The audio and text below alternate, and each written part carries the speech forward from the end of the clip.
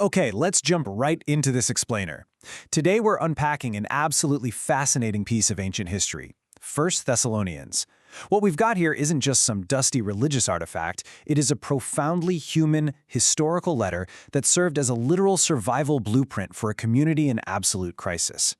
We're going to dive deep into the source text to see exactly how its authors crafted this message of resilience, a message that, honestly, has echoed through the centuries. Imagine for a second that you're part of a brand new fringe group. You're dealing with severe social isolation, intense persecution, and just crushing anxiety about the future and the afterlife. How do you keep that community from completely fracturing? Well, this text strikes this perfect, delicate balance between deep emotional support and really direct, practical instruction. It gives us a window into exactly how ancient writers tackled human fear and managed to hold a community together from hundreds of miles away. So, to really wrap our heads around how this letter works, we're going to break it down into 5 key themes. First up, a community under fire. Second, Paul's deep affection. Third, blueprints for holy living. Fourth, the coming day. And finally, final words of wisdom. All right, let's kick things off with Section 1, a community under fire. You've got to remember, to understand the advice in this text, we have to look at the sheer chaos surrounding it. These readers weren't sitting in a cozy study somewhere. They were actively suffering. The authors, Paul, Silas, and Timothy, had been on this brutal, physical, and emotional roller coaster.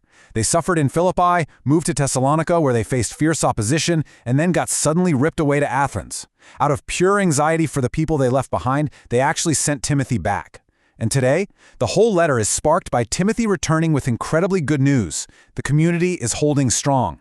The source material points out a massive cultural shift here. These folks literally turned their backs on their local idols to serve what the authors call a living and true God.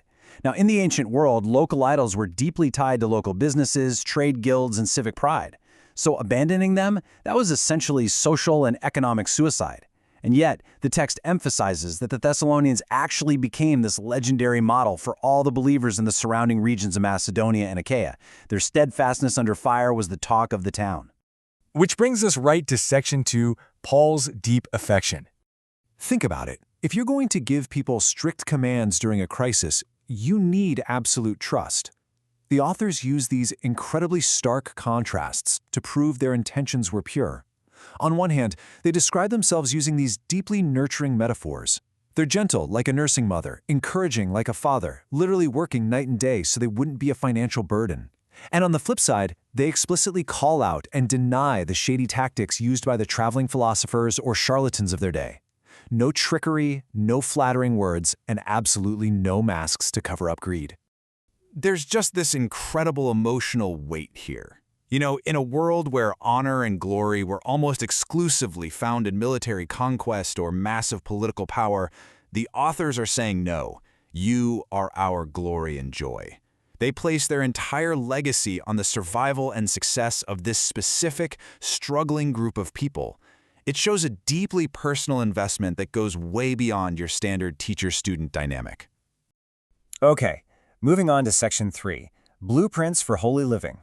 Once that emotional bond is firmly established, it's not enough to just give them warm fuzzies. The authors provide very specific, practical ethics for daily survival. Notice how incredibly grounded they are. Yes, they address spiritual purity, like avoiding sexual immorality and controlling your own body, but they heavily lean into social pragmatism. Lead a quiet life, mind your own business, work with your hands. These actions were strategically designed so the community would win the respect of highly suspicious outsiders and ensure they wouldn't have to depend financially on anyone else. All right, that sets us up for Section 4, the coming day. With their daily behavior secured, the letter completely pivots to tackle their existential dread about the afterlife. The authors directly address this devastating grief the community was going through.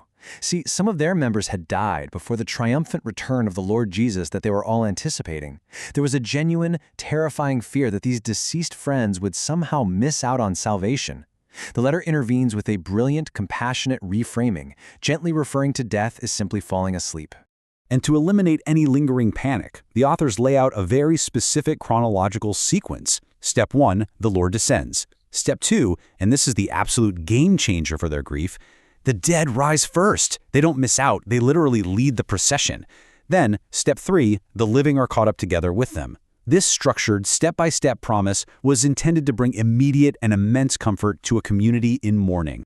But of course, the burning question is, exactly what date is this all happening? Well, actually, the text outright refuses to give a date. To emphasize the total unpredictability of the event, the text uses these intense, sudden metaphors. It's going to come like a thief in the night, catching everyone off guard. It'll arrive as suddenly as labor pains on a pregnant woman.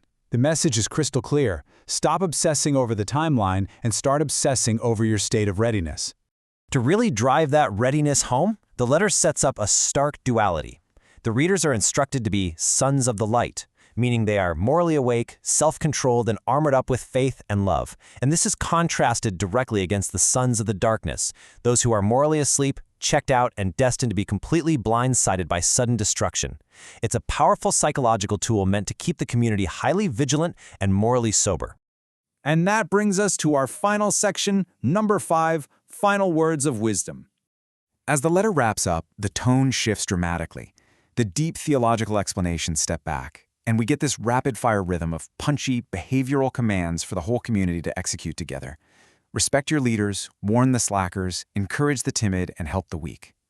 But it also commands a very specific internal posture. Be joyful always, pray continually, and test absolutely everything to hold on to what is good. It's just a brilliant, holistic checklist for how a group of people under immense pressure can survive by relentlessly caring for one another. Look at the enduring nature of this text. It forces us to ask a pretty huge question. How do these ancient blueprints influence us today? In our own modern eras of cultural anxiety, isolation, and grief, are we relying on similar frameworks of compassion, community, and hope just to survive? It's something to think about. I hope this structured look at 1 Thessalonians leaves you fascinated by how historical texts tackled the exact same complex anxieties we face today. Keep learning and stay curious.